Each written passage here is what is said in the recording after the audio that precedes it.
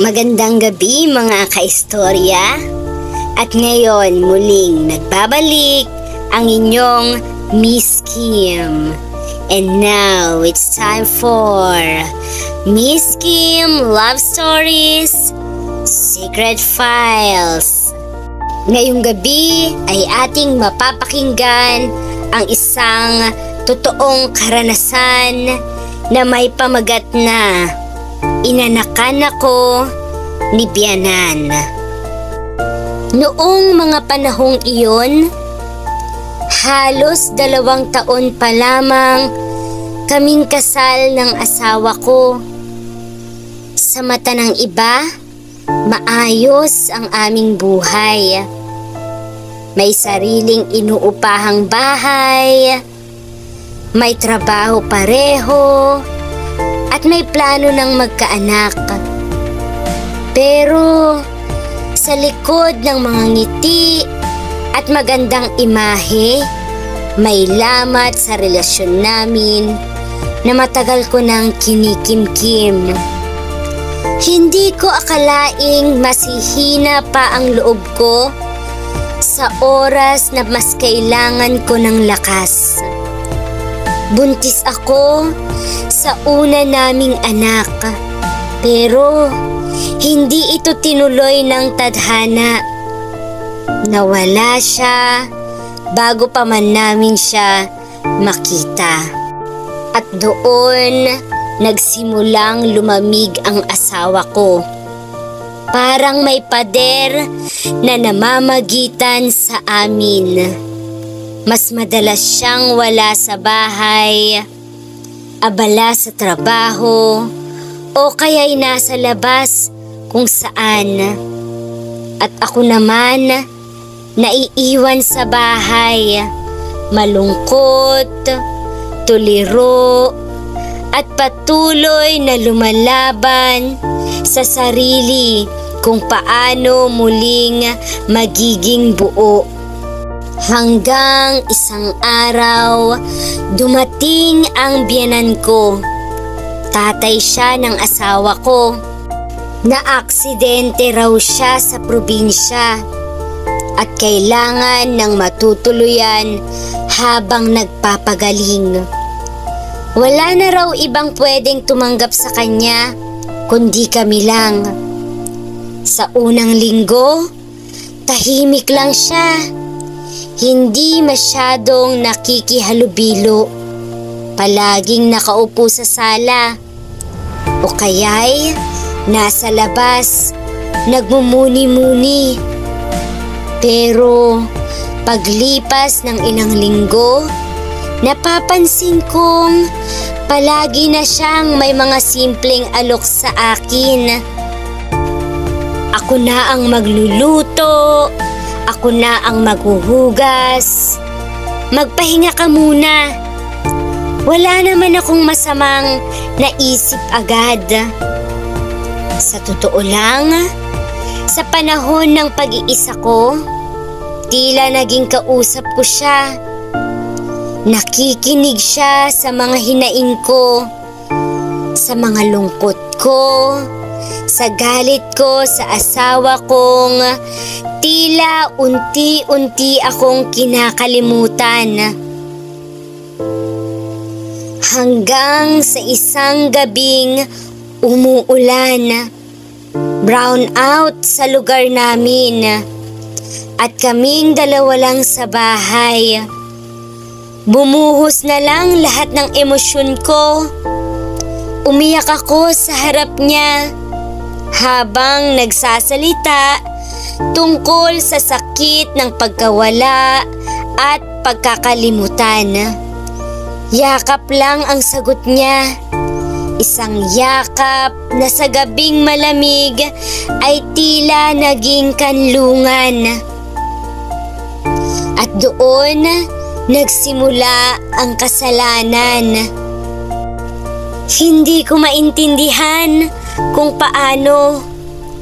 Wala akong intensyong gawin yun.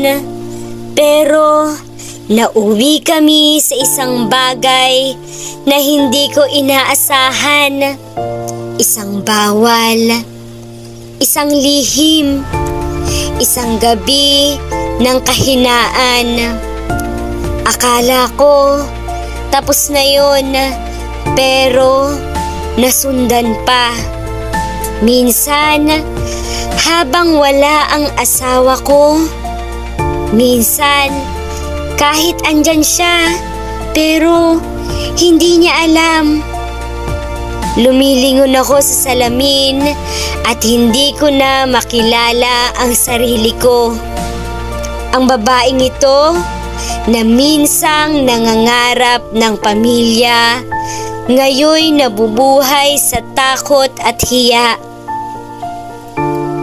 Hanggang isang araw, hindi dumating ang buwanang bisita ko. Sa loob-loob ko, alam kong hindi ito galing sa asawa ko. Simula nang malaman kong buntis ako, hindi ako makatulog ng maayos. Gabi-gabi akong nakahiga sa kama, nakapikit, ngunit gising ang isipan. Sa bawat tibok ng puso ko, para akong pinaparusahan ng sarili kong budhi. Hindi ito ang anak ng asawa ko. Alam ko, ramdam ko. Sa loob ng katawan kong ito, may buhay na nabuo sa kasalanan. Sa katahimikan ng gabi, tanging boses ng konsensya ko ang paulit-ulit na tanong. Paano mo nagawa to? Paano mo haharapin ang sarili mo? At ang anak mong isisilang? Anong sasabihin mo sa kanya kung malaman niya ang totoo? Hindi ko masabi sa asawa ko. Hindi ko rin masabi sa biyenan ko. Sa tuwing magtatama ang mga mata namin, para kaming parehong natatakot. Alam namin kung anong nangyari, pero walang may lakas ng loob na banggitin ito. Dumating ang araw na kailangan kong magpa-check up. Mag-isa akong nagpunta. Habang pinapakinggan ko ang tibok ng puso ng batang nasa sinapupunan ko, naluha ako. Hindi dahil sa saya, kundi dahil sa takot. Paano kung lumaki siyang magtatanong kung nasaan ang tunay niyang ama? Paano kung dumating ang araw na hindi ko na maitago ang lihim? Isang gabi, kinausap ako ng biyenan ko sa kusina. Tahimik lang kami. Pareho kaming parang may gustong sabihin, pero walang nagsasalita. Hanggang sa siya ang unang bumigkas. Alam kong hindi na natin maibabalik ang lahat sa dati. Tumulo ang luha ko habang nakaupo sa kahoy na bangko. Hindi ko na kailangan ng paliwanag. Pareho kaming alam kung anong ibig sabihin ng mga katagang yun. Patawarin mo ako, sabi niya. At patawarin mo rin ang sarili mo kung kaya mo. Hindi ko alam kung kailan ko siya muling tinignan sa mata. Pero mula noon, iisa lang ang layunin ko. Itago ang lahat. Alagaan ang batang ito sa loob ko. Palakihin siya na walang bahid ng kasalanang pinagmulan niya. Pero habang lumalaki ang tiyan ko, kasabay rin ang bigat ng sikreto. At darating ang araw na hindi ko na siya kayang itago. 8 buwan na ang tiyan ko.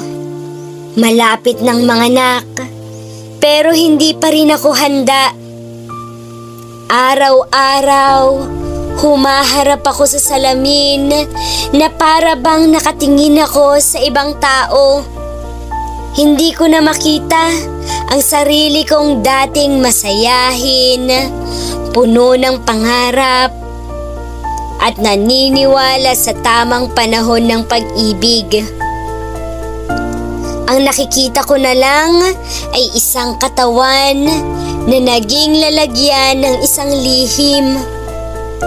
At marahil habang buhay na kasalanan. Hanggang sa dumating ang araw na hindi ko na kayang magsinungaling. Pagka-uwi ng asawa ko, galing trabaho, dinatnan niya akong umiiyak. Hindi ko siya nilapitan. Hindi ko na ginawang dramatiko ang pagsisiwalat. Tinignan ko lang siya sa mata at marahang bumulong. Hindi ikaw ang ama ng dinadala ko. Tumigil ang mundo. Para kaming nasa loob ng kwarto. Pero ang ingay ng katahimikan ay parang kulog na sabay-sabay bumagsak sa dibdib naming dalawa. Hindi siya agad nagsalita. Ilang segundo, ilang minuto, pero para sa akin, parang habang buhay ang katahimikang iyon. Hanggang sa bigla siyang tumayo. Sinipa ang mesa at sumigaw, "Sino?" Hindi ko na kailangang sabihin. Sa paraan ng pagtulo ng luha ko, sa paraan ng pag-iwas ng tingin ko, alam na niya. Tatay ko? Boses niya ay naglalaban ng puot at hindi makapaniwala. Tatay ko ang... Napahawak na lang ako sa tiyan ko na parang kaya kong protektahan ang batang wala naman kamalay-malay kung saan siya nanggaling. Lumayas kayo! Yun lang ang sinabi niya. At sa isang iglap, ang tahanang minsan naming pinangarap, naglaho. Wala nang asawa, wala nang pangalan, wala nang karapatang bumalik. Umalis ako nang hindi lumilingon, kasama ang tiyan ko, ang katahimikan ko, at ang multo ng pagkakamali ko.